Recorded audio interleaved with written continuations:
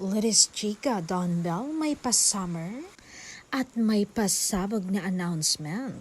Ultimate summer love experience ang handog ni Donnie Pangilinan at Bill Mariano sa kanilang poster launch ng upcoming film na Tayo sa Wakas na gaganapin sa Grand Outdoor Party na Summer for Real sa Abril 18 sa Sabado, 5 p.m. sa Red Coconut Beach Front Station 2, Boracay.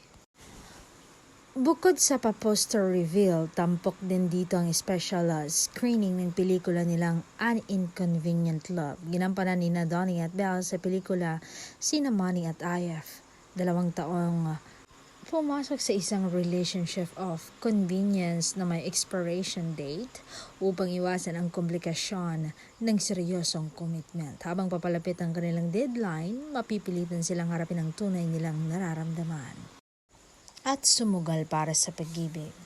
Handog ng Cinema One at ABS-CBN Events ang Summer for Real na magtatampok sa musical performances mula kina Angela Ken at Jaren Garcia. Makakasama rin dito sina Emilio Daez at Ayana Perlas bilang host. At abangan natin dahil may pasabog na aaminin ng Don Bell.